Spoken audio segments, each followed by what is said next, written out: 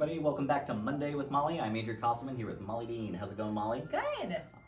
There is a topic we are dealing with on a daily basis for a while now, but even though the immediate market is forcing this topic we're about to talk about to come up very often, these things we're about to discuss have been a part of our industry for a very long time. Okay. And I'm referring to discount points. Or Gotcha. Points. Yes. All right. So a lot of confusion about what points are and what they Okay. do for you. Can you just give me like a elementary level explanation of what a point or a discount point is? It's a way to permanently lower your interest rate compared to where rates are in the market now. Okay. So is it fixed? Like if I give you $1,000 to buy my rate down, does that $1,000 buy everybody's rate down the exact same amount? It does not. All right, so tell me a little bit about why points can change and vary, and just kind of from an overall spectrum, why a point isn't just the same amount of money every single time. Because it depends on where the investors are pricing and where they're buying. Sometimes a full point can save you a half a point in rate. Sometimes it'll only save you a quarter. It's really just based on that current market, and obviously your credit score, loan to value, and other varying factors are a part of it. Sure. But we're seeing it more now because affordability, right? Like the question is, how do I make this more affordable? Well, obviously the answer is always more money down.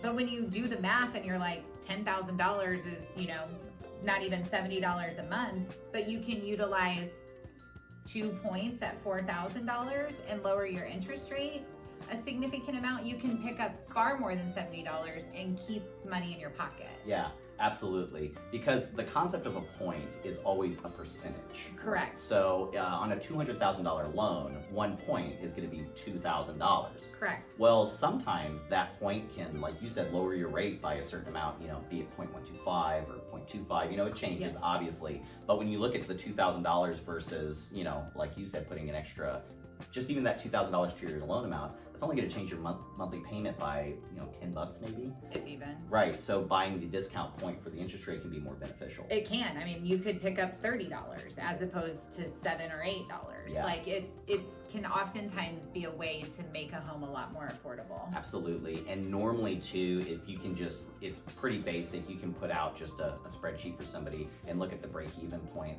A lot of discount points in a good scenario are going to pay for themselves in the first year or two if they're done correctly. Generally. Yeah. So points, now, is that just for the interest rate? I know there's some loan programs out there that have additional like underwriting fees. Are those the same as points? They are not.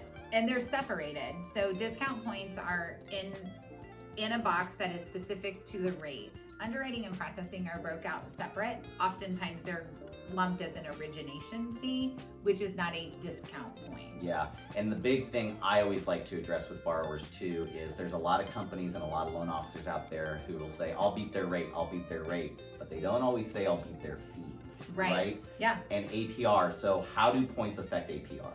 So the more points you pay, the higher your APR is. Your APR is your annual percentage rate. So it takes it in consideration the fees that you pay at closing and gives you what your rate is with those fees, not just what the rate that you're making your payment on. Yeah, and so I always like to point that out because we won't name any of the companies that use that as a strategy, but you've definitely heard of them. They'll say, oh, we'll beat your interest rate or we'll beat your lender's interest rate, but then you see the APR, and the APR is like a full % higher than what ours is because they're hiding so many fees on the back end. Yeah, or they're just there and the person doesn't understand it, right? And so it's a matter of walking them through it. If you have X amount of dollars to put down, how are we going to best utilize those dollars? Yeah. Sometimes it is in points. Sometimes it's in buying out PMI. We want to keep the payment in the comfort zone. Right, exactly. And as long as you understand how that all affects your transaction as a borrower, then you can do a better job of maybe, if you are shopping, understanding why certain fees are different between lenders. Yes. Okay. Yep. Can you hide points? Can you sneak them in at the last second? No, you can't. You used to be able to, though, right? Long time ago. You have to disclose. Back when I was in elementary school, they could just appear out of nowhere, but you've got to show them now. No, they're there from the beginning. Yeah, excellent. All right, well, that's all I have for you today, Molly. Happy Monday. Have a great week.